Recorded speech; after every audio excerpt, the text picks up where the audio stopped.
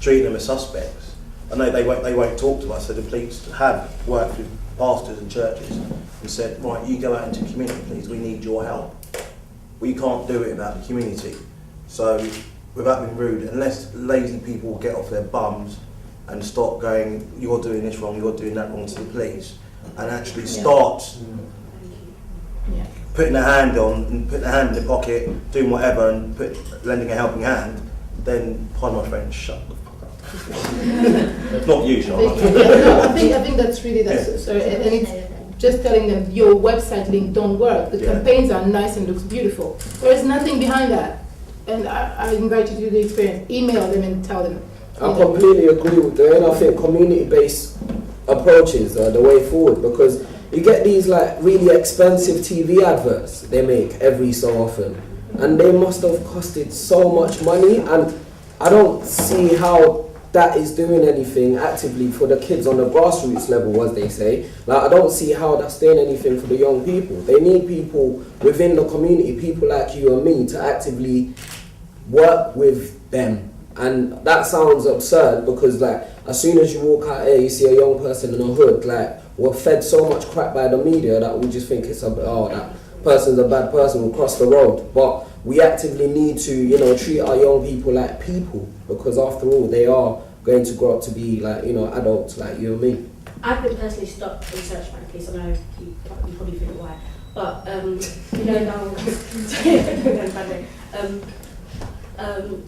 I don't know if you've seen the campaign with the girl holding the gun, the boy holding the gun.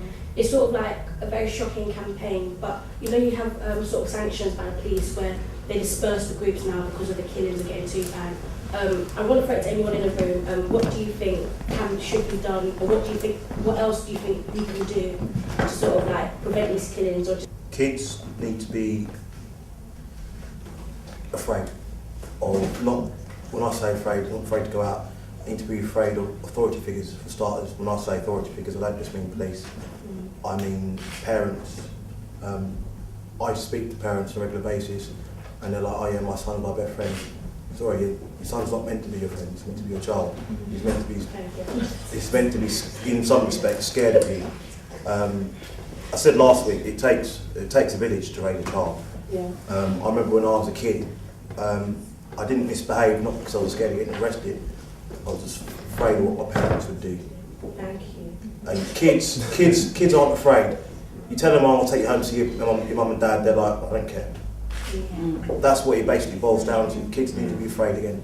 They need to be afraid of authority figures and afraid of their parents parenting to be parents again and not treating their kids like best friends. I think just to answer quickly to your point is, why do a 13-year-old child feels like he has to carry a knife? What is it about the territory kind of thing that it's like understanding where is this coming from? Exactly. I understand there are territories and you can't go into someone else's turf and things like that. So if no one understands that and solves that problem, and I don't know what form it will take, then you are going to have stop and search forever, and it creates money and it's employment, and policemen out there, they're doing a job, so it feeds into something else. But if you're not, as you said, solving the problem from the root of the problem, then it's not solving anything. I think kids are fearing one another.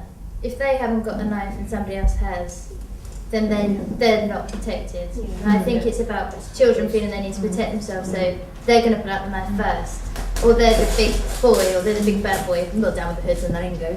But they want to be the ones that are the gangster. Learn that one, Femi. And they want to have the knife. They want to be the cool kid. They want to be the fighter. They want to be the one that's going to protect their friends. I think it's more about protection than.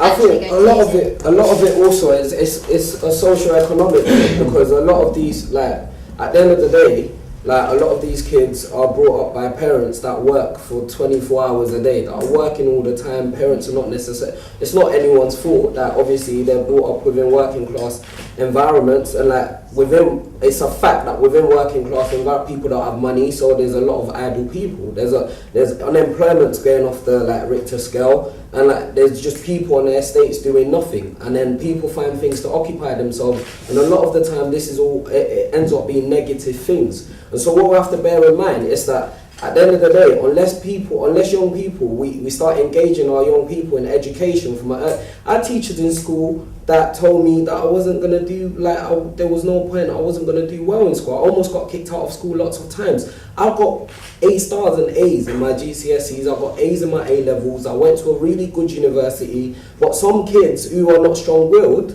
like the minute they go to school and their teacher crushes them, they go home, mummy's not there because they can't speak to mummy because mummy's doing like whatever job she's doing, and at the end of the day there's this vicious cycle at the end of the day, because the kids, they're only children, and then you've got teenage pregnancy as well, you've got kids having kids, there's all these different things that happen, and a lot of it boils down to the fact that it's the lack of money, absent parents, all these things that it's not necessarily the kids' fault, but then the kids create this subculture to fill that time. Like to fill that time where they're doing nothing, where they're not going to the sports, they don't do sports after school, they don't do any of these things after, because when I was younger I used to do so much, as much as I was bad in school or whatever, my mum used to make me do so much, I used to be tired by night time, I'd just fall asleep by the time I got home, and so I think a lot of these kids, they don't have nothing to do. Like, there are people in like all walks of life that have like a social conscience about this, but feel like, as we all do, like powerless to do anything about it with any real impact. Like for me, I find it infuriating that people like say the government must sort this out. Like I don't think it's a realistic thing. Obviously there's certain things and boundaries to be set socially, but for me the kids are like this because they've not been brought up with like any self-esteem, and so they assert themselves in such a way because the power makes them feel good. And like I just think the key thing is the parenting thing that we need to address in the country, not what the police are necessarily doing and things like that. So it's not to like undermine what they are doing, but I don't feel that that's going to change things. It's like you said, kids are having kids and things like that, so they don't. There's no rule book on parenting, but lots of other countries are a lot better about like the time you get off work, even maternity, things like that. The way you raise your child, the way they grow up, the morals and all that stuff. That's what we're bad at.